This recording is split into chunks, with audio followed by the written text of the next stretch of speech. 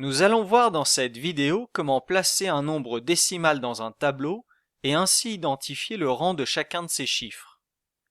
Un nombre décimal se compose d'une partie entière placée avant la virgule et d'une partie décimale placée après la virgule.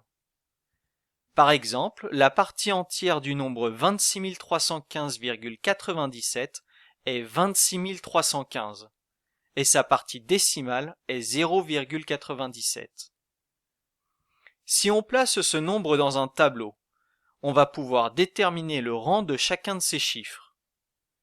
Par exemple, si on nous demande quel est le chiffre des dizaines, il nous suffit de dire le chiffre que l'on peut lire dans la colonne des dizaines, c'est-à-dire 1. Autre exemple, si on nous demande quel est le chiffre des millièmes, ne voyant aucun chiffre dans cette colonne, on en déduit qu'il s'agit de 0. On attribue maintenant une couleur à chacun des chiffres de ce nombre, et on décide de le décomposer.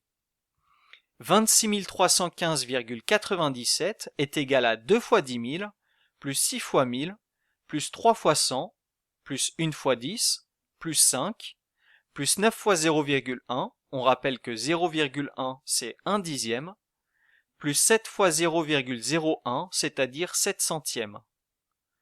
Si on nous demande quel est le nombre de dizaines, à ne pas confondre avec le chiffre des dizaines, il faut dire le nombre total de dizaines, celles que l'on voit et celles que l'on ne voit pas.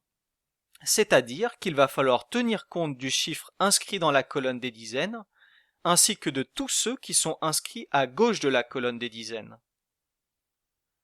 En effet, 3 centaines, c'est 30 dizaines, 6 unités de milliers correspondent à 600 dizaines, et enfin, 2 dizaines de milliers, c'est 2000 dizaines. En fait, il nous suffit de lire le nombre inscrit dans le tableau jusqu'à la colonne des dizaines. Ainsi, le nombre de dizaines de 26 315,97 est 2631.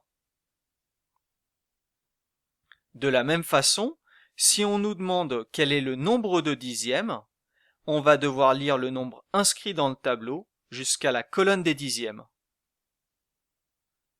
Et ce sans tenir compte de la virgule bien sûr. Le nombre de dixièmes de 26 315,97 est donc 263 159.